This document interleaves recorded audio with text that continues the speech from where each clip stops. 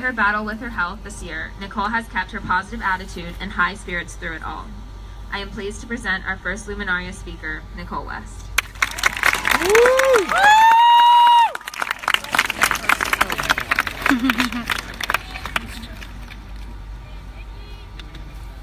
Hey guys, can you hear me? Alright. For those of you who don't know me, I'm Nicole West and I'm a senior here at Strathaven. I was really excited and nervous when Danielle asked me to speak tonight. Mostly nervous, but I am also extremely honored to be among so many other survivors today. I feel so lucky that I've been given the chance to speak to all of you tonight and to share my story with you. In November of 2016, I was diagnosed with a brain tumor, but the doctors at the University of Pennsylvania did not know if it was cancerous or not. Regardless, I needed the tumor to be biopsied and removed.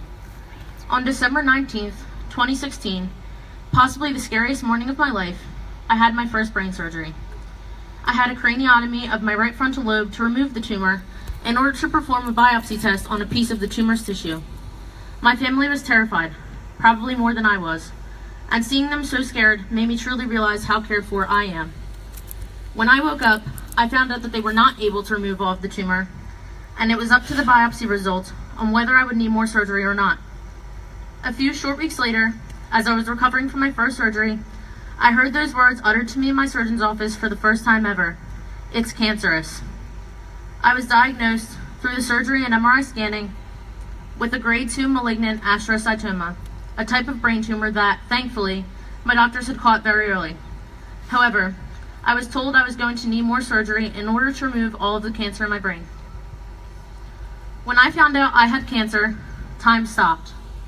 Never in my life did I expect to have brain cancer, and it took a lot for me to comprehend what I had done wrong in order to have caused this. But the answer was simple. I didn't do anything to cause it. Nobody is given a choice on having cancer. It just comes to anyone of any age at any time. And the only choice they do have is how they handle the situation. When I heard I needed a second surgery, I was simply devastated. Mostly because I felt as though I was already missing parts of my senior year that I wanted to experience, and a lot of schoolwork as well. Really, I was scared.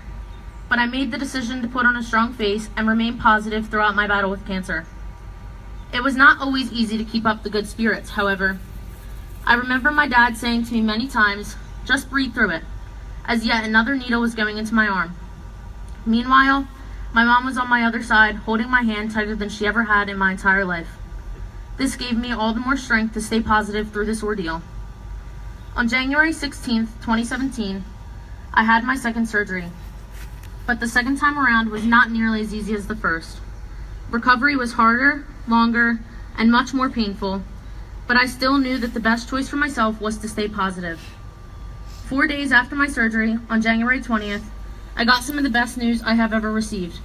My second surgery was successful, and I was cancer-free.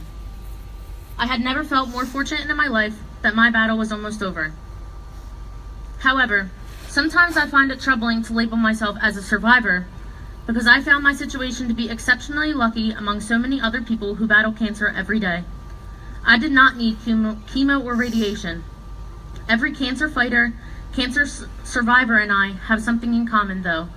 We have all had those horrifying words, "You have cancer," said to us at some point throughout our battles. I know that my battle with cancer was not nearly as hard as some of the people who are here today. I also know that the words, "You no longer have cancer," do not come as quickly to others as they came to me. I am truly grateful for this. I am also so truly grateful for the amount of support that I had surrounding me through my time of need. My parents, my step-parents, and my sister were all there for me every step of the way. Extended family, friends, hey money team, and some people who barely even knew me were also loving and willing to help me. I had never realized how important I was to other people and how much it impacted those around me until this had happened to me. All of these people who surrounded me with support would not let this obstacle become too big of a burden in my life, and they did everything they could to ease any anxiety or pain I was feeling. I learned a major lesson throughout my battle. Life is simply too short not to be happy. This is a sentiment that I'm sure most of you have heard at some point, but to me as a survivor, they are more than just words, and I have truly learned the meaning behind them. You never know what may happen in life. One day everything could seem perfect, and the next you're hit with some big news like mine. something you cannot ignore and that won't simply just disappear. You have the choice on how you handle these bumps in the road. You can let them either make you or break you. For me, I cherish what I went through because I know I am a stronger, more grateful person than I was before, and I know I could not have gotten through any of it without the love and support that continues to surround me up to this day. Every caregiver here today has a special place in my heart. As helpless as you might feel for whomever you are helping, you truly make a difference in our lives. Personally, I'd like to thank my mom, my dad, my step-parents Kate and Jim, my doctors and nurses, and most importantly my sister, Candace. You were my rock throughout my entire struggle. I know for sure that I could not have overcome this journey if it were not for all of these people. Monday, May 1st, is National Brain Tumor Awareness Month, so I find the coincidence of me speaking today to be perfect as I get the chance to honor those who were not as fortunate as me in their battle with cancer. Though my tumor has a greater than 50% chance of coming back, and this diagnosis will follow me throughout the rest of my life with constant MRIs and the never-ending fear of being refaced with this challenge, I wake up every day optimistic that I have been given yet another day to live and the chance to celebrate another birthday. Today I am standing here, healthier and happier than I was before my journey began. Thank you to Relay for Life for taking action against such a horrible disease that so many people must battle with every day. To my fellow cancer fighters and cancer survivors, never give up. Never let your diagnosis take a toll on your happiness or limit what you do. Your diagnosis does not define who you are. And finally, thank you to everyone that came here today to support Relay for Life, and thanks so much for listening to me. Yeah, Nicole! Woo!